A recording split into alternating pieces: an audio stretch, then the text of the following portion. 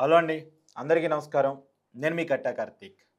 మోడీ మూడోసారి ప్రధాని కావటానికి, బీజేపీ పదే పదే కేంద్రంలో, రాష్ట్రంలో అధికారంలో రావటానికి ఓటర్ లిస్ట్‌లో జరుగుతున్న అవకతవకలే కారణం అనేది కాంగ్రెస్ పార్టీ అగ్రనాయకుడు, లోక్సభ విపక్ష నాయకుడు రాహుల్ గాంధీ చెప్పిన మాటలివి.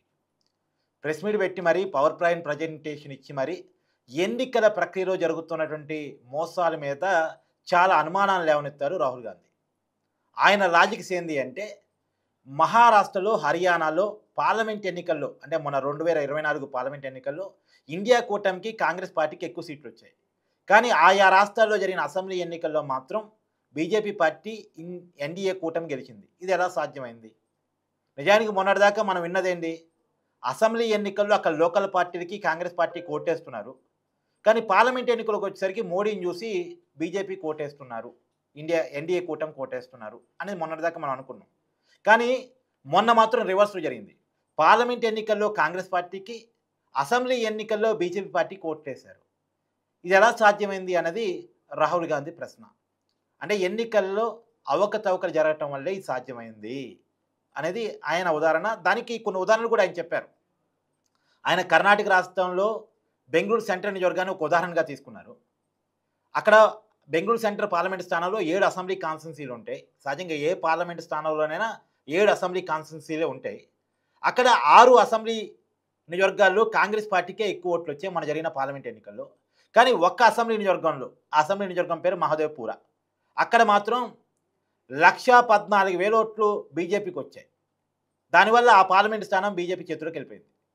కేవలం ఒక్క అసెంబ్లీ స్థానంలో 1,14,000 ఓట్లు రావటం వల్ల బీజేపీ పార్టీ ఆ పార్లమెంట్ స్థానాన్ని దక్కించుకుంది. బెంగుళూరు సెంట్రల్ బీజేపీ గెలిచినట్టు లెక్క. మరి 1,14,000 ఒక అసెంబ్లీలో రావటం ఒక అసెంబ్లీ నియోజకవర్గం ఎన్ని ఓట్లు ఉంటాయి సహజంగా? ఒక 1,50,000 ఓట్లు ఉంటాయి అటు ఇటుగా. అంటే దాదాపు 85% ఓట్లు ఒకే పార్టీకి పోలైనయి. ఇది ఎలా సాధ్యమైంది? అక్కడ ఓటర్ లిస్ట్ తెప్పించుకొని చూస్తే, అక్కడ ఓటర్‌లో చాలామంది ఫేక్ ఓటర్స్ ఉన్నారు. అక్కడ ఓటు హక్కు కలిగిన వ్యక్తే మహారాష్ట్రలో ఓటుంది అతనికి. ఆ తర్వాత ఇంకో చోట వారణాసి మోడీ గారు పోటీ చేసే చోట అక్కడ కూడా ఓటుంది. ఆ ఓటర్ పేరు కూడా శ్రీకృష్ణ అని రాహుల్ గాంధీ గారు చెప్పారు. అయితే ఇలా అనే కొన్ని ఎగ్జాంపుల్స్ ఆయన ఎక్స్‌ప్లెయిన్ చేసే ప్రయత్నం చేశారు. అయితే రాహుల్ గాంధీ గారు కూడా సమాధానం చెప్పాల్సినవి కొన్ని ఉన్నాయి. నిజంగా ఎన్నికల ప్రక్రియలో అవకతవకలు జరిగితే, ఓటర్ లిస్టులో అవకతవకలు జరిగితే దేనికోసం చేస్తారు? సహజంగా అధికార పార్టీ తను మళ్ళీ గెలవటం కోసం చేస్తది.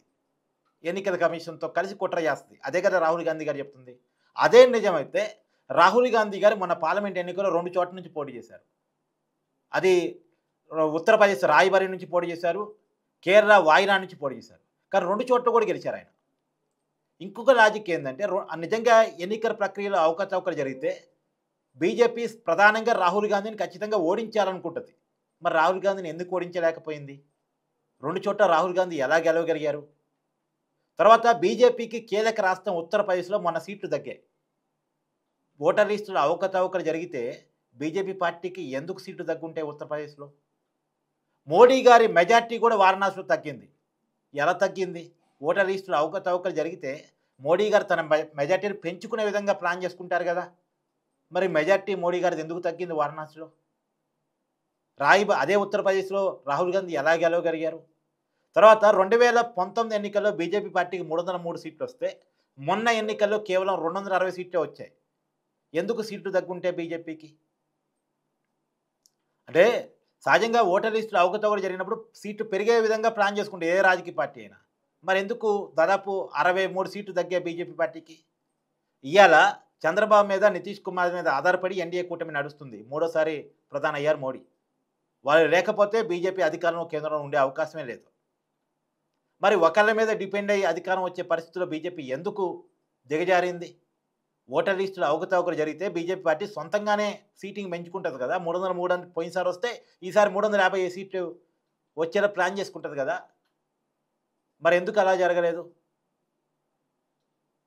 తర్వాత 2 చోట్ల నుంచి లోక్సభ అభ్యర్థిగా రాహుల్ గాంధీ గారు గెలవటం వల్ల ఒక చోట రాజీనామా చేయాల్సొచ్చింది. కేరళ వాయనాడ్ రాజీనామా చేశారు. అక్కడి నుంచి ప్రియాంక గాంధీ బై ఎలక్షన్‌లో పోటీ చేశారు. ప్రియాంక గాంధీ ఉప ఎన్నికల్లో పెద్ద మెజార్టీతో గెలిచారు. మరి అక్కడ కూడా ప్రియాంక గాంధీని ఓడించడానికి బీజేపీ ప్రయత్నం చేసి ఉండాలిగా? ఎందుకు చేయలేదు? ఓటర్ లిస్టులో అవకతవకలు జరిగి ఉండుంటే ప్రియాంక గాంధీ ఓడిపోయి ఉండాలిగా మరి. అంటే కొన్ని వినటానికి బాగానే అనిపిస్తాయి, కానీ వాస్తవంలో మాత్రం చేదుగా ఉంటాయి. ఏంటంటే ఇప్పుడు ఏ పార్టీ అధికారంలో ఉన్నా గతంలో బూత్ క్యాప్చరింగ్స్ ఉండేవి ఒకప్పుడు, ఈవీఎంలు రాకముందు. అప్పుడు ఏ పార్టీ అధికారం ఉంటే ఆ పార్టీ బూతులు, అంటే అక్కడ ఏ పార్టీ బలం ఉంటే ఆ పార్టీ బూత్ క్యాప్చర్ చేసుకొని దొంగోట్లు గుద్దుకునేది. ఈవీఎంలు వచ్చిన తర్వాత అది కుదరట్లే. ఈవీఎంలు వచ్చిన కొత్తలో కూడా అప్పుడు బీజేపీ పార్టీ చాలా ఆరోపణలు చేసింది 2009లో. తర్వాత అదే పార్టీ 2014లో ఈవీఎంల ద్వారానే కేంద్రంలో అధికారంలోకి వచ్చింది. 2019లో తిరిగి అధికారంలోకి వచ్చింది. 2024 మూడోసారి కూడా అధికారంలోకి వచ్చింది అదే ఈవీఎంల ద్వారా. ఇప్పుడు ఈవీఎంల మీద కాంగ్రెస్ పార్టీ అనుమానాలు వ్యక్తం చేస్తుంది. ఎన్నికల ప్రక్రియ మీద అనుమానాలు వ్యక్తం చేస్తుంది. అంటే అధికారం వస్తే గెలిస్తే ఒక రకంగా ఆలోచిస్తారు, అధికారం రాకపోతే మరో రకంగా ఆలోచిస్తారు. సహజంగా దొంగ ఓట్ల చేరిక, ఓటర్ల అవకతవకలు అన్ని రాజకీయ పార్టీలు చేసేవి. ఎన్నికల్లో మద్యం, మందు ఎలా రాజకీయ పార్టీలు పంచిపెట్టి ఓటర్లను ప్రలోభపెడతాయో, దొంగ ఓట్ల ద్వారా గెలవటం కోసం కూడా రాజకీయ పార్టీలు అంతే ప్రయత్నం చేస్తాయి. ఇదంతా ఎన్నికల కమిషన్ తెలవకుండా జరుగుతుందా అంటే దానికి క్వశ్చన్ మార్కే. ఎన్నికల్లో డబ్బు మంచేది, మద్యం మంచేది ఎన్నికల సంఘానికి తెలవదా? అట్నే ఎన్నికల్లో అవకతవకలు జరిగేది, ఓటర్ లిస్టులో దొంగ ఓట్లు ఉండేది కూడా ఎన్నికల కమిషన్ తెలవదా అంటే తెలవదా అనటానికి లేదు, తెలుసు అని చెప్పడానికి లేదు. తెలుసా తెలవదా? మీరు కామెంట్ చేయండి. Thank you.